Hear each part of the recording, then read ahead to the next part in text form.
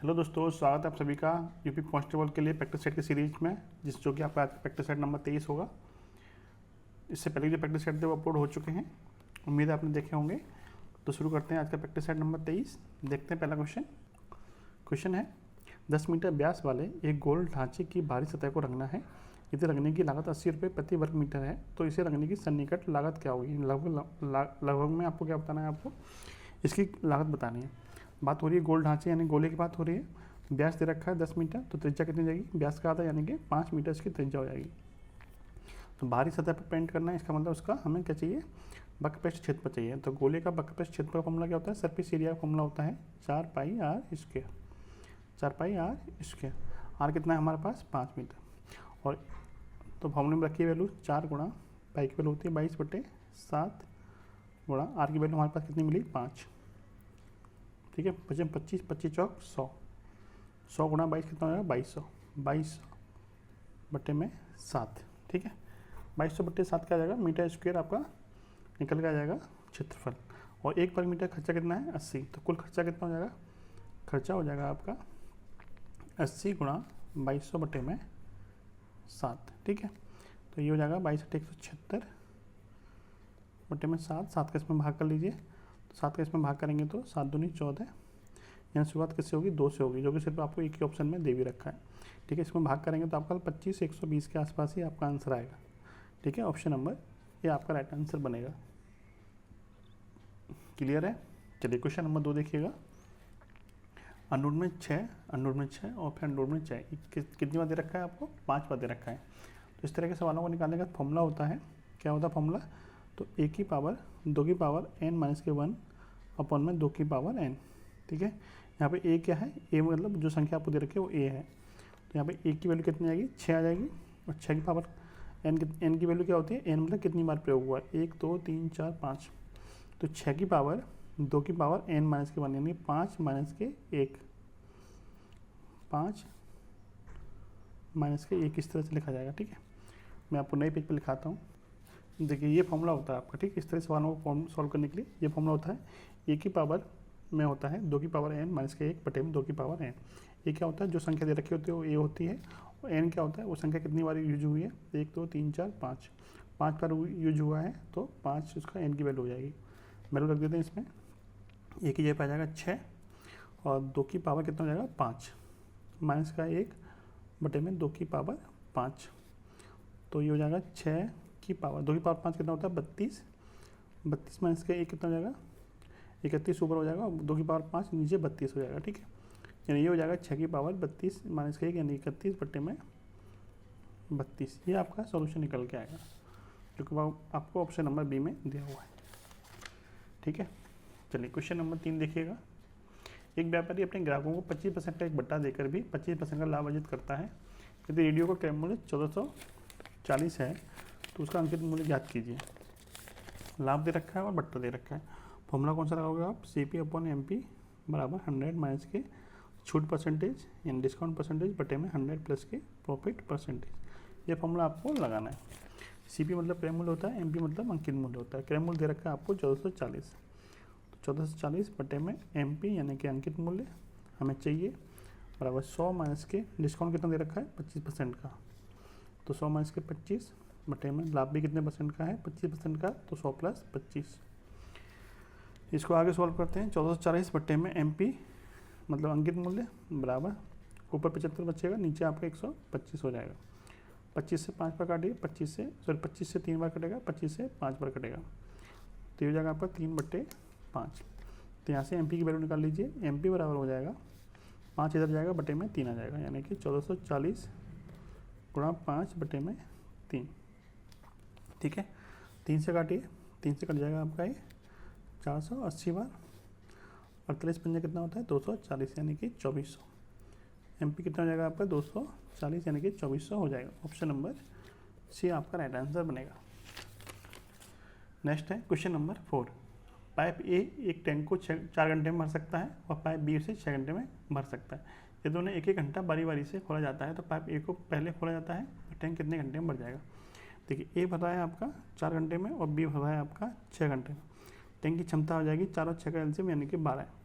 Tank की क्षमता कितनी है 12 यूनिट है। जिसको ए 4 घंटे में भर देता है तो 1 घंटे में भरता होगा 3 यूनिट और बी 1 घंटे में भरता होगा 2 यूनिट।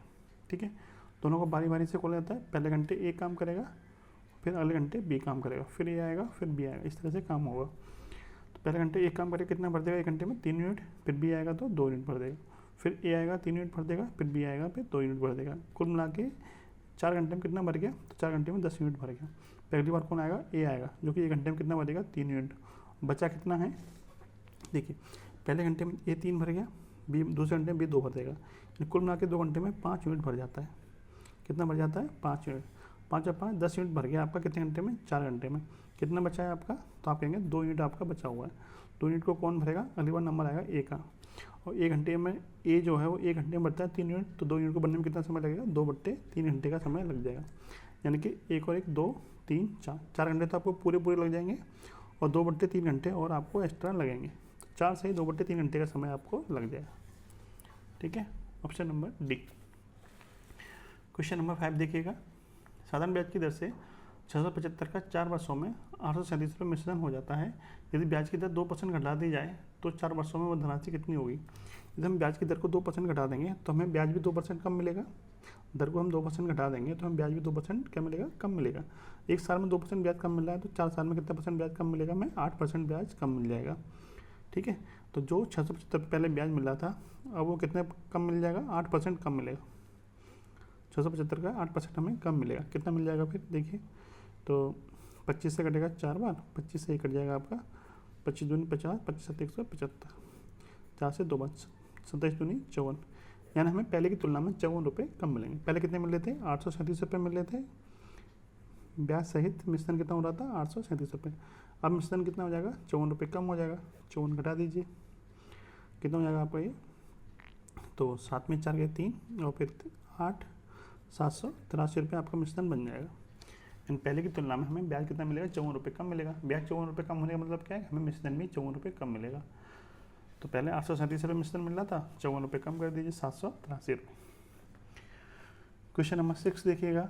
सचिन तेंदुलकर की 11 पारियों को एक निश्चित औसत है, उसने अपना 12वीं पारी में 120 रन बनाई, अपने औसत में 5 रन की वृद्धि कर दी। तो अनुसार उसका नया औसत बताइए। नया औसत बताना है। देखिए उसने जो 12वीं पारी है उसमें कितने रन बनाए थे, 120 रन बनाए, जिससे कि सभी का औसत में कितनी वृद्धि हुई है, 5 रन की वृद्धि हुई है। 12 पारियों में 5 रन की वृद्धि हुई है, तो हर एक, तो इसका मतलब 12 पंजे 60, तो उसके 120 रनों में से 60 रन तो उसके एवरेज को मेंटेन करने में ही चले गए। यानी हर एक पारी को 5-5 रन दिए होंगे उसने 12 पारियों में, तो 12 पंजे 60 रन तो उसके एवरेज को बढ़ाने में ही चले गए। बचे हुए 60 रन क्या होंगे, बचे हुए 60 रन उसके 12वीं पारी से पहले के औसत होगा। बचे हुए जो 60 रन हैं 120 में से 60 रन तो एवरेज को मेंटेन करने में चले गए। बचे हुए जो 60 रन हैं वो क्या होंगे, वो 11वीं पारी तक है, यानी 12वीं पारी से पहले तक का क्या होगा, वो औसत होगा। क्या होगा, औसत। यानी 11वीं पारी तक का जो उसका औसत था वो कितना था, 60 था।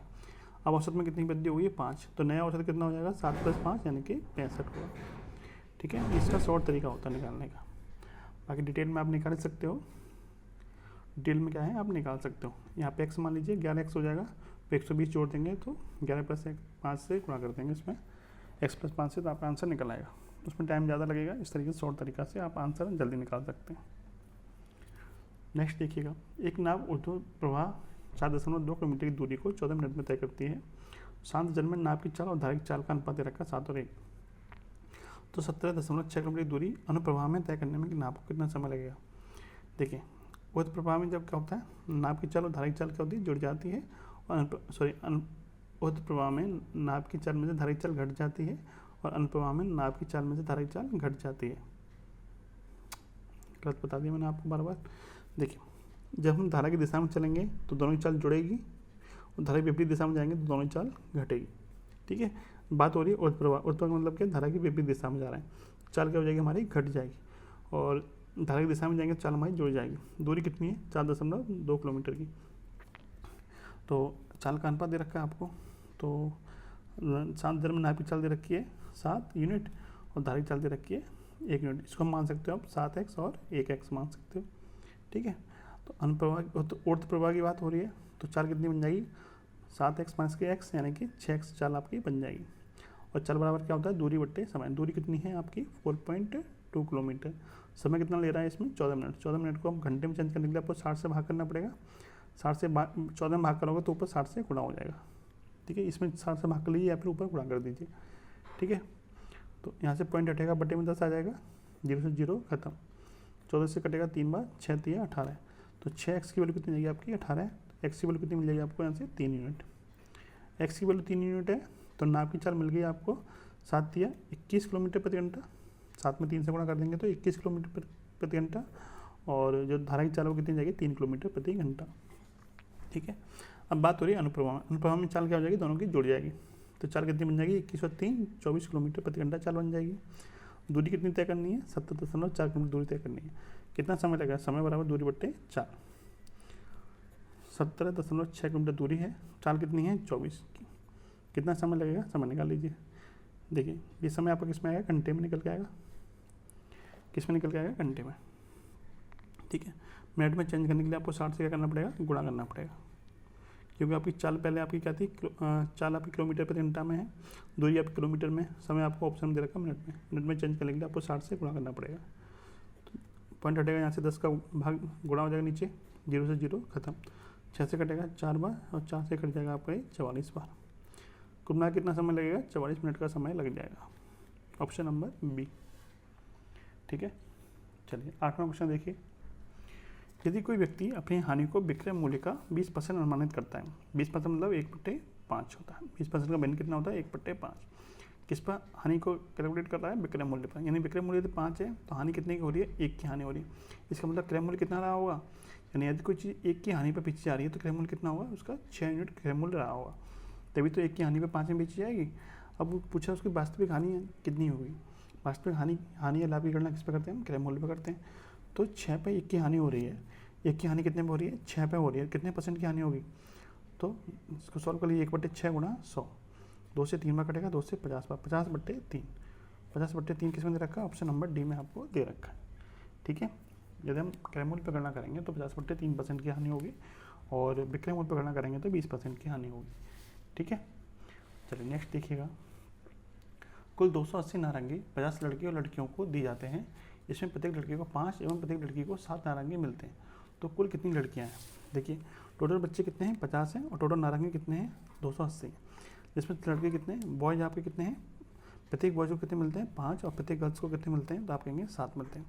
यदि सभी को औसत निकालेंगे तो कितना मिलेगा, 280 50 बच्चों में बट रहे हैं, तो एक के हिस्से में कितने पड़ेंगे, तो 28/5 पड़ेंगे। तो सभी का एवरेज कितना है 28/5।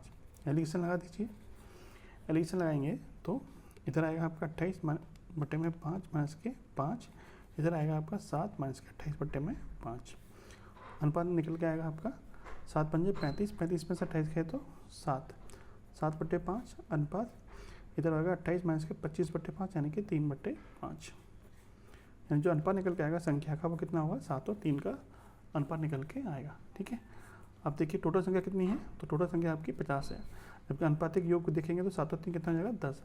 10 यूनिट की वैल्यू कितनी दे रखी है आपको 50 दे रखी है।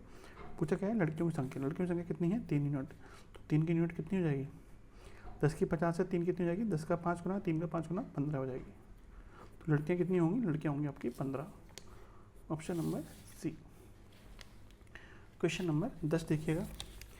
ए अनुपात बी दे रखा है, बी अनुपात सी दे रखा है, तो आपको ए प्लस बी अनुपात बी प्लस सी चाहिए। देखिए तीनों का अलग अनुपात दे रखा है, आपको तीनों संयुक्त अनुपात निकालना पड़ेगा। तो ए अनुपात बी दे रखा है 1/2 अनुपात 1/3, तो इसको सिंपल अनुपात में कैसे चेंज करोगे, तो देखिए 1/2 अनुपात 1/3 है, 2 और 3 का एलसीएम कितना होता है 6 होता है, तो 6 से आपको मल्टीप्लाई करना पड़ेगा। 6 से 1/2 में गुणा करेंगे तो यहाँ 3 आ जाएगा, और 1/3 का गुणा 6 में करेंगे तो यहाँ 2 आ जाएगा, यानी ए और बी का जो अनुपात निकल के आएगा वो कितना आएगा, तो वो निकल के आएगा आपका 3/2।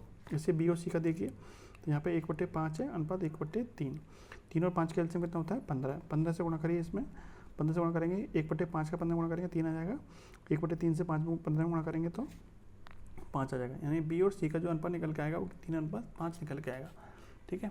अब तीनों का संयुक्त अनुपात निकाल लीजिए, तो ए बी और सी, ए और बी का रेशियो कितना निकल के आया 3/2, बी और सी का कितना निकल के आया 3/5, ठीक है। तो 2 के सामने वाले 2 रख दीजिए, 3 के सामने में 3 रख दीजिए, ठीक है। 3 3 9, 3 दूनी 6, 5 दूनी 10, तीनों की अलग अलग वैल्यू निकल के आ गई 9, 6 और 10। अब जो आपसे पूछा है उसमें वैल्यू रख दीजिए। आपसे पूछा है कि ए प्लस बी अनुपात बी प्लस सी, ये पूछा है। ए की जगह पर कितना रखिए 9, बी की जगह पर रखिए 6 बटे में, बी की जगह पर 6 आ जाएगा और सी की जगह पर आएगा 10। 9 6 15 बटे में 16, तो अनुपात कितना निकल के आएगा 15:16 निकल के आएगा। ऑप्शन नंबर सी आपका राइट आंसर हो जाएगा। 11वां क्वेश्चन देखिएगा, पाई चार्ट दे रखा है आप। वर्ष 2022 में एक परिवार द्वारा विभिन्न मदों पर व्यय की गई धनराशि और बचत का परसेंटेज दे रखा है, ठीक है। क्वेश्चन में आपसे पूछा है कि 2022 में परिवार की कुल आय यदि 1.5 लाख रुपए थी तो आवास और परिवहन पर किए गए व्ययों में कितना अंतर था। आवास पर और परिवहन पर आपको वैल्यू दे रखी है परसेंटेज में। आपको पता है कि पूरा गोला जो होता है वो 100% के बराबर होता है, ठीक है। तो 100% की वैल्यू आपको कितनी दे रखी है 1.5 लाख रुपये दे रखी है। जो कुल आय है वो कितनी है 1.5 लाख रुपये है, ठीक है। इसमें से पूछा किसका, आवास का, परिवहन का। आवास कितने परसेंट को दिखा रहा है 15% को, परिवहन दिखा रहा है आपका 5%। दोनों का अंतर चाहिए, 15 और 5 का अंतर कितना है 10%। तो 100% की वैल्यू आपको 1.5 लाख रुपये दे रखी है, ठीक है। तो 10% की वैल्यू कितनी होगी 1/10 है ये, इसका 1/10 कर दीजिए, कितनी हो जाएगी 15,000। कितनी हो जाएगी 15,000। दोनों का अंतर पूछा था, 15 और 5 का अंतर कितना है 10%। 100% की वैल्यू 1.5 लाख है, 10% की वैल्यू कितनी हो जाएगी 15,000। ऑप्शन नंबर ए आपका सही आंसर होगा। क्वेश्चन नंबर 12 में देखिएगा, 29 से बड़ी दो संख्याओं का मासापा 19 और 4147 है। इन संख्याओं का योग बताइए। देखिए, चाहे संख्या का योग पूछा जाए चाहे संख्या का अंतर पूछा जाए, जो भी योग हो या फिर अंतर हो वो हमेशा मासापा से क्या होगा विभाजित होगा, वो हमेशा क्या होगा मासापा से विभाजित होगा। तो चारों ऑप्शन में 29 से भाग करके चेक कर लीजिए कौन सा ऑप्शन कट रहा है। तो चारों ऑप्शन में से एक ही ऑप्शन ऐसा है जो 29 से कट रहा है, जो कि आपका 696 है। यही क्या होगा संख्याओं का योग होगा। आपको ध्यान रखना है कि संख्याओं का योग और या फिर संख्याओं का अंतर हमेशा किससे विभाजित होगा, उसके मासापा से विभाजित होगा। चार ऑप्शन 29 से भाग करके देख लीजिए कौन सा ऑप्शन है। ऑप्शन नंबर सी ऐसा जो कि 29 से कट रहा है और कोई ऑप्शन 29 से विभाजित नहीं हो रहा है, ठीक है। नेक्स्ट देखिएगा, तुलसीराम का वेतन कश्यप के वेतन से 20% अधिक है। तुलसीराम 720 रुपये बचाता है जो कि उसके वेतन का 4% है। तो कश्यप का वेतन कितना होगा, मान लेते हैं तुलसीराम का जो वेतन है वो कितना है x यूनिट है। तो x का कितना परसेंट बचाता है 4% बचाता है। तो x का 4% किसके बराबर दे रखा है आपको 720 के बराबर दे रखा है। 4 से काटिए 180 बार, तो x की वैल्यू कितनी जाएगी 100 गुणा 180 यानी कि 18,000। यानी x का जो कुल वेतन है, x क्या था हमारा तुलसीराम का जो कुल वेतन है वो कितना है 18,000 है, ठीक है। और तुलसीराम के वेतन से तुलसीराम का जो वेतन है वो कश्यप के वेतन से कितना अधिक है 20% अधिक है। मान लेते हैं कश्यप का वेतन कितना है 22 यूनिट है, जो कि तुलसीराम का वेतन कश्यप के वेतन से कितना अधिक है 20% अधिक है। तुलसीराम का वेतन हमने मान लिया कितना है 22 है, तो 22 का जो 120% होगा वो किसके बराबर होगा तुलसीराम के वेतन के बराबर होगा, क्योंकि 20% अधिक है, जो कितना है 18,000 है, ठीक है। 20% अधिक है ना तुलसीराम का कश्यप के वेतन से, तो कश्यप का हमने 22 मान लिया। तो 22 का जो 20% अधिक है इसका मतलब 100 + 20 120% जो होगा वो किसके बराबर होगा, तो तुलसीराम के वेतन के बराबर होगा। तो 22 का 120% 18,000 के बराबर है, तो काटपीट कर लीजिए इससे। तो 0 से 0 खत्म, बाहर से कटेगा आपका 1500 बाहर, 1500 गुणा 100 कितना जाएगा 15,000। 12 से कटेगा आपका 150 बाहर, 150 गुणा 100 कितना जाएगा 15,000, ठीक है। तो जो कश्यप का वेतन होगा कितना होगा 15,000 होगा। ऑप्शन नंबर ए, ठीक है। नेक्स्ट देखिएगा, 24 व्यक्ति किसी कार्य को 15 दिनों में पूरा करते हैं। 24 व्यक्तियों में से कार्य प्रारंभ करने के 2 दिन के बाद में 4 व्यक्ति कार्य को छोड़ देते हैं। तो बचे हुए व्यक्ति शेष कार्य को पूरा करने में कितना अधिक समय लेंगे, कितने अधिक दिन लेंगे। अधिक दिन आपसे पूछा है। देखिए यदि मान लीजिए कि 2 दिन के बाद में 4 व्यक्ति काम छोड़ के नहीं जाते, तो इस काम को कौन करता है। तो 24 व्यक्ति 15 दिन में काम कर रहे हैं, 24 व्यक्ति किसी काम को 15 दिन में कर देते हैं। तो 2 दिन के बाद में 4 व्यक्ति चले जाते हैं। मान लीजिए 2 दिन के बाद में 4 व्यक्ति नहीं जाते, तो 24 व्यक्ति ही इस कार्य को कितने दिन में करते हैं। तो 24 व्यक्ति इस कार्य को बचे हुए 13 दिन में करते हैं। 2 दिन तो निकल चुके थे, कितने दिन में करते हैं 13 दिन में इस काम को कर देते हैं। अब इसी काम को कौन करेगा, तो इसी काम को करने के लिए कितने व्यक्ति 4 व्यक्ति चले गए, व्यक्ति कितने बचे 20 व्यक्ति बचे। इस काम को कितने दिन में करेंगे वो हमें निकालना है। M1 D1 बराबर M2 D2। यदि मान लीजिए 4 व्यक्ति नहीं जाते तो इसी काम को कौन करता, तो बचे हुए काम को 24 व्यक्ति 13 दिन में ख़त्म कर देते। उसी काम को कौन करेगा, 20 व्यक्ति कितने में करेंगे वो निकालना है, ठीक है। सॉल्व कर लीजिए, 4 से कटेगा 5 बार, 4 से कटेगा 6 बार, 13 × 6 = 78, 78 बटे में 5 बराबर x। 5 का भाग करिए, 15 बटे 75 और 3 78, 15 सही 3/5 दिन में शेष व्यक्ति जो एक्स्ट्रा हैं वो कर देंगे, ठीक है। यानी जो बचे हुए व्यक्ति हैं वो कितने दिन में काम खत्म कर देंगे, तो 15 सही 3/5 दिन में खत्म कर देंगे, जो कि आपको ऑप्शन नंबर ए में दिया हुआ है। नेक्स्ट देखिएगा, एक रेलगाड़ी 50 किलोमीटर प्रति घंटा की चाल से चल रही है और एक व्यक्ति 5 किलोमीटर प्रति घंटा की चाल से विपरीत दिशा में पैदल चल रहा है। रेलगाड़ी आदमी को 18 सेकंड में पार कर देती है, तो रेलगाड़ी की लंबाई बताइए। देखिए, जब रेलगाड़ी किसी व्यक्ति को पार करेगी तो वो अपनी लंबाई के बराबर दूरी को तय करेगी, लंबाई के बराबर दूरी को तय करेगी। अब चूँकि आदमी विपरीत दिशा से चल रहा है तो दोनों की चाल क्या होगी, जुड़ जाएगी। 45 की स्पीड से जा रही है और ये आपका 5 की स्पीड से आ रहा है, दोनों की चाल क्या हो जाएगी आपकी 50 किलोमीटर प्रति घंटा। यानी जब ट्रेन व्यक्ति को पार करेगी तो उस समय सापेक्षिक स्पीड क्या बनेगी, 50 किलोमीटर प्रति घंटा बनेगी। कितने समय में पार कर रही है, तो 18 सेकंड में पार कर रही है।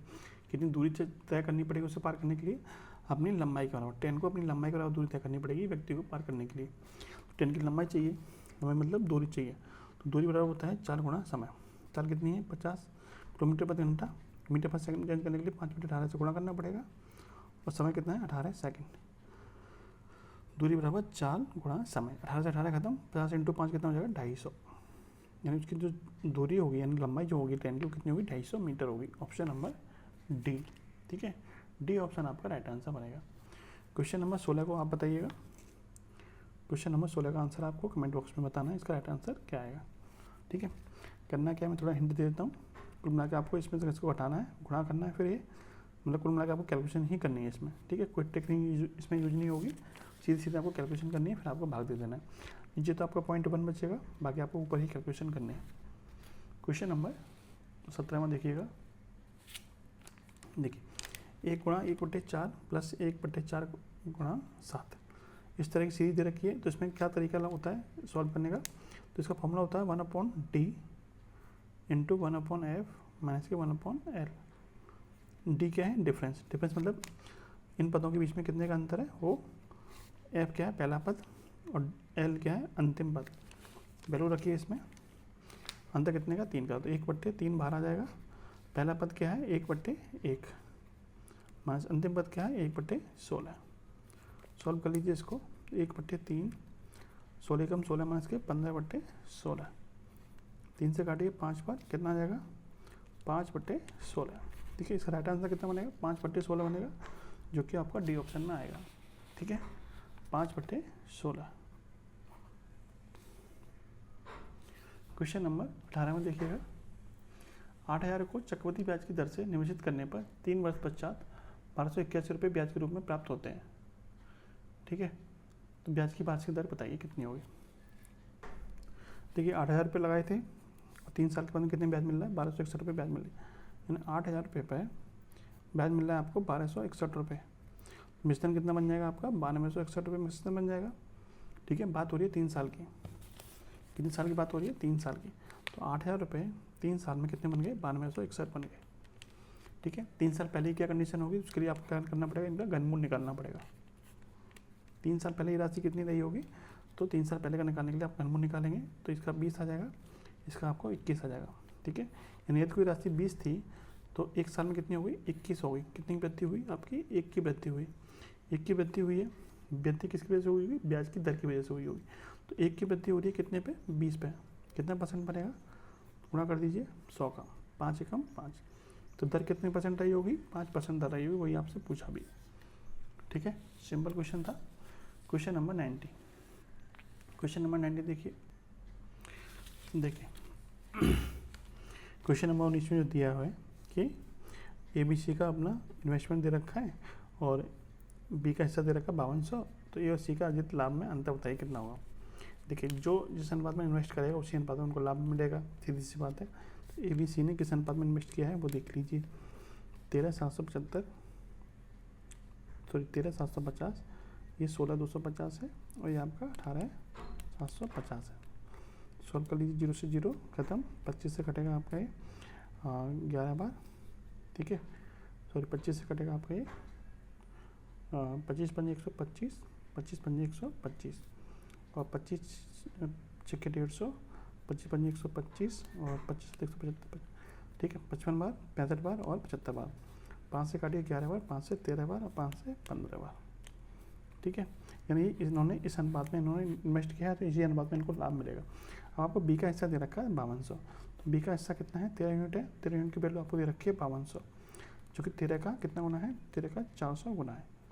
पूछा क्या है, ए और सी का अंतर, ए का हिस्सा है 11 यूनिट और सी का हिस्सा है 15 यूनिट, दोनों का अंतर कितना हो जाएगा, 11 15 का अंतर कितना हो जाएगा, 4 यूनिट। 13 यूनिट की वैल्यू 5200 है तो 4 की वैल्यू कितनी होगी, 13 का 400 गुना है तो 4 का 400 गुना कर दीजिए, कितना हो जाएगा 1600 रुपये, ठीक है। तो दोनों के जो लाभ में अंतर होगा वो कितना होगा, 1600 रुपये का अंतर होगा। ऑप्शन नंबर सी आपका सही आंसर बनेगा। क्वेश्चन नंबर 20 देखिएगा, आपको बताना है कि प्रिपरेशन शब्द के अक्षरों का प्रयोग करके इनमें से कौन सा नहीं बन सकता। तो आप इसको गौर से देखिएगा कौन सा नहीं बन सकता, तो आपको यहाँ पे एल दिखाई देगा, यार इसमें कहीं भी यूज नहीं हो रहा है, तो डी आपका ऑप्शन नहीं बन सकता पीपल वाला। 21 में बताइए विषम इसमें से कौन सा है, असंगत वाला बताना है। चीता, बोतल, बैग और पर्स, तो ये तो आपकी यूज करने वाली चीज़ें हैं, जबकि एक आपका जानवर है तो चीता आपका अन्य 3 से भिन्न हो जाएगा।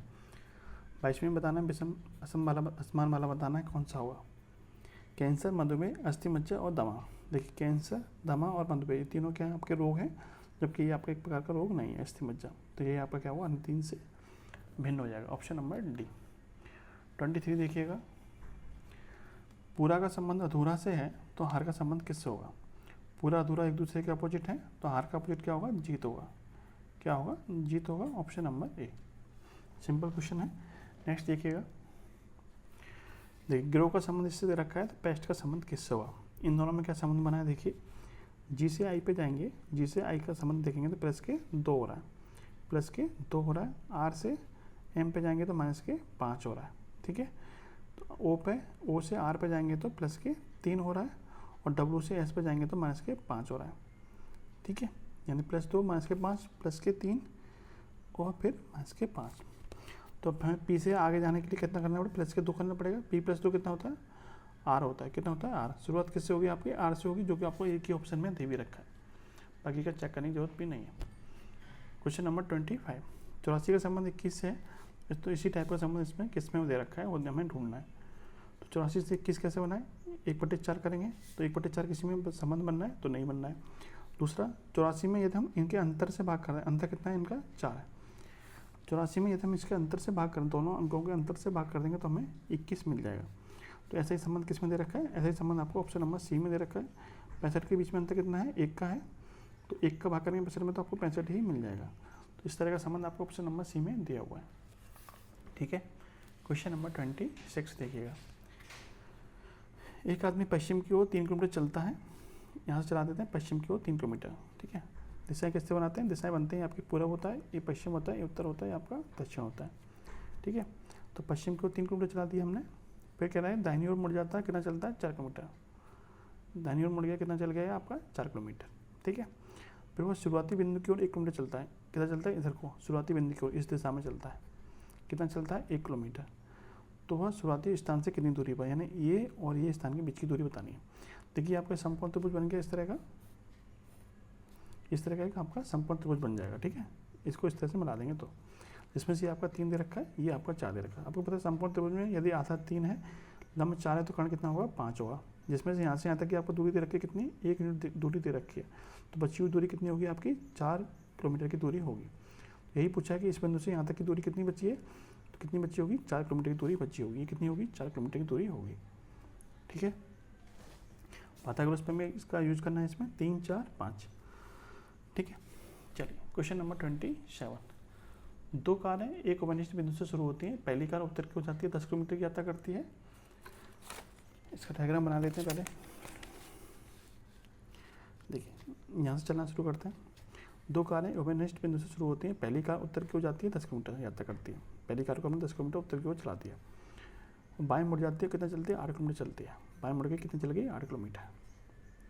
दूसरी कार 5 किलोमीटर दक्षिण को जाती है, ठीक है, दाएं मुड़ जाती है, कितना चलती है 8 किलोमीटर चलती है,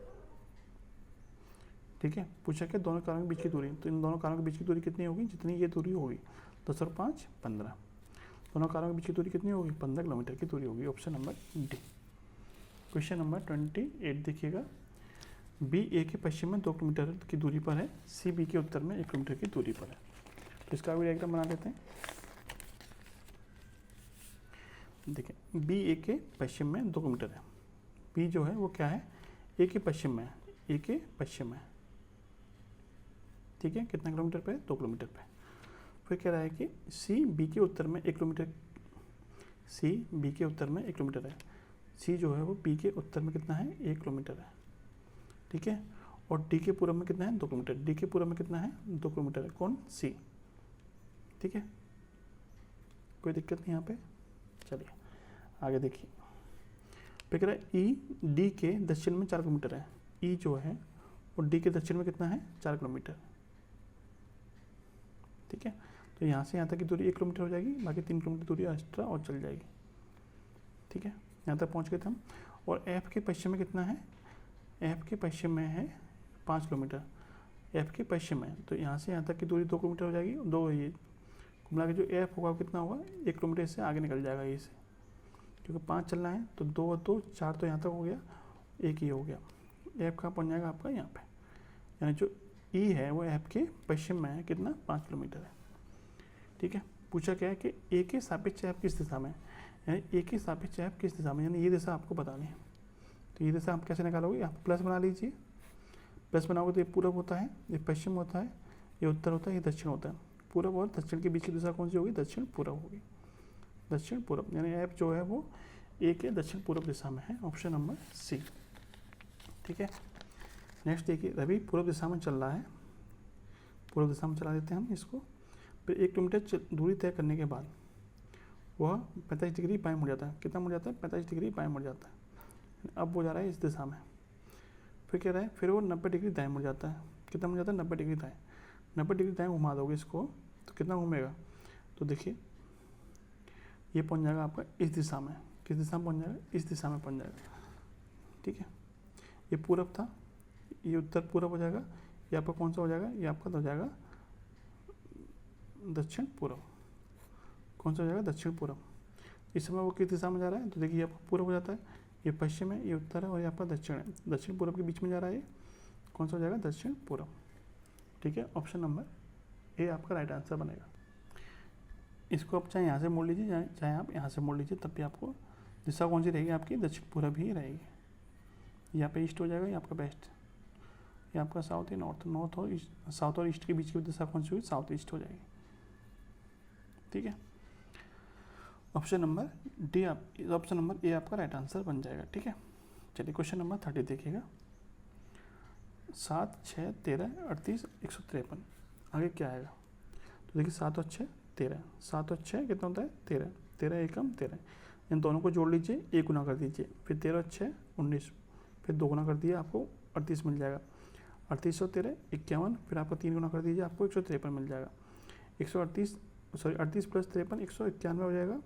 कितना गुना करना पड़ेगा आपको, 4 गुना करना पड़ेगा। 4 गुना कर दीजिए, इसका 4 3 12, यानी आपको 762 मिल जाएगा। इकाई अंक से आप कर लेंगे तो 762 हो जाएगा, ठीक है। बी ऑप्शन आपका राइट आंसर बन जाएगा। यानी कि दोनों को जोड़ लीजिए पहले, फिर 1 गुना, फिर जोड़ेंगे 2 गुना, फिर जोड़ेंगे 3 गुना, फिर जोड़ेंगे 4 गुना, ठीक है। इस तरीके से आपका आगे बढ़ना है। ऑप्शन नंबर बी आपका सही होगा। देखिए 1 मिनट इसमें गलती हो गई थोड़ी। 38 प्लस 53 कितना होता है, 191 होता है। 191 का आपको 4 गुना करना था। 4 गुना करोगे इसमें तो 4 एकम 4 और 764 आएगा, ठीक है। कितना आएगा, 764। ऑप्शन नंबर सी आएगा, बी नहीं आएगा, ठीक है। चलिए नेक्स्ट देखिएगा। 8 8 11 11 14 14, आगे क्या आएगा, 3 3 का गैप हो रहा है इसमें, आगे 3 का गैप करेंगे कितना आ जाएगा, 17 आ जाएगा। Option number D. नेक्स्ट है एक्स 24 है, ई 5 होता है, यानी एक्स का नंबर अल्फ़ाबेट में कितना होता है, तो 24 होता है। ई का नंबर 5 होता है, जे का 10 होता है, एम का 13 होता है, 7 किसका होता है, 7 होता है जी का। ऑप्शन नंबर ए, ठीक है। नेक्स्ट देखिए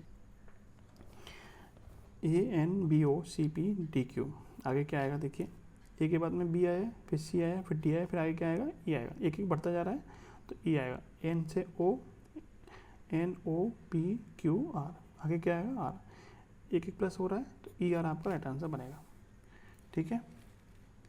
34 क्वेश्चन आपके लिए है, इसको आप कमेंट बॉक्स में बताना सीरीज को। देखिए इसमें 20 कितने लेटर हैं इसमें? 1 2 3 4 5 6 7 8 9 10 11 12 13 14 15 16 17 18 19 20 21 22 23 24 24 लेटर हैं। तो आप इसमें 4 के जोड़े बना लीजिए या फिर 6 के बना लीजिए, ठीक है। अब आपको बताना है, कोशिश करनी है। आपको समझ में ना आए तो आप मुझसे कमेंट बॉक्स में पूछ भी सकते हैं। नेक्स्ट क्वेश्चन देखिएगा, क्वेश्चन नंबर 35। कथन और निष्कर्ष। कथन कह रहा है संयुक्त राष्ट्र ने 21 जून को विश्व योग दिवस के रूप में अपनाया है। इससे पूरे विश्व में भारत की गौरवशाली परंपरा को बढ़ावा मिला है। इस कथन से हम क्या निष्कर्ष निकाल सकते हैं? केवल 21 जून को योग का अभ्यास किया जाता है, बिल्कुल गलत है। योग का अभ्यास आप कभी भी कर सकते हैं। योग का अभ्यास करने के लिए अब अधिक लोग भारत आ रहे हैं, तो योग का अभ्यास तो आप कहीं भी कर सकते हैं, भारत आने की जरूरत क्या है। तो दोनों ही निष्कर्ष आपके नहीं निकल रहे हैं, ना तो 1 और ना ही 2। ऑप्शन नंबर जो बी है वो आपका राइट आंसर है। क्वेश्चन नंबर 36 देखिएगा, कथन और निष्कर्ष। कथन कह रहा है कोई देश इन दोनों पूरी तरह से आत्मनिर्भर नहीं है। कोई देश इन दोनों पूरी तरह से आत्मनिर्भर नहीं है। इससे क्या निष्कर्ष निकलता है? उन सभी बातों को विकसित करना और उत्पादन करना असंभव है जिनकी देश को आवश्यकता है। यानी किसी भी देश के अंदर वो सारी चीज़ें विकसित करना और उत्पादन करना असंभव है जिसकी देश को आवश्यकता होती है। तो बात एकदम सही है, सभी चीज़ें देश के अंदर उत्पादित नहीं हो सकती हैं, ठीक है। जिस चीज़ की ज़रूरत होगी वो सभी चीज़ें उत्पादित नहीं हो सकती। किसी के पास तेल है तो किसी के पास सब्जियां हैं, किसी के पास पानी है, सभी चीज़ें एक देश के अंदर नहीं मिलेंगी। तो पहला निष्कर्ष आपका निकल रहा है। दूसरा क्या है? आमतौर पर देशवासी आलसी हो गए, तो ये तो आपका नहीं होगा। सिर्फ और सिर्फ आपका एक ही निष्कर्ष निकल रहा है, ऑप्शन नंबर ए, ठीक है। और 37 क्वेश्चन देखिएगा, क्वेश्चन नंबर 37, कथन और निष्कर्ष, कथन और तर्क। कथन दिया है क्या भारत जैसे विकासशील देश में करों को समाप्त किया जाना चाहिए? भारत जैसे विकासशील देश में, इसके पीछे तर्क क्या रखें? नहीं, यानी कि जो कर हैं उनको समाप्त नहीं करना चाहिए। क्यों नहीं करना चाहिए? क्योंकि देश का विकास करने हेतु सरकार को कदम उठाने के लिए कर आय के अच्छे स्रोत होते हैं। यानी जो भी सरकार होती है, जो भी विकास के कार्य करती है, उसके लिए क्या चाहिए? उसको टैक्स चाहिए, तभी उसको विकास के कार्य कर सकती है। यानी पहला तर्क आपका एकदम मजबूत है, यानी विकासशील देशों में करों को समाप्त नहीं करना चाहिए। दूसरा तर्क क्या है? हाँ, इन करों का उपयोग राष्ट्र के कल्याण के लिए नहीं किया जा रहा है, तो ये तो आपका गलत है। राष्ट्रीय कल्याण के लिए हो रहा है, तो ये तो आपका नहीं होगा। केवल एक तर्क मजबूत है, ऑप्शन नंबर ए वाला, ठीक है। तो ये था आपका प्रैक्टिस सेट नंबर 23। वीडियो आपको कैसी लगी कमेंट बॉक्स में जरूर बताना। लाइक और शेयर करना मत भूलना। जय हिंद, जय भारत।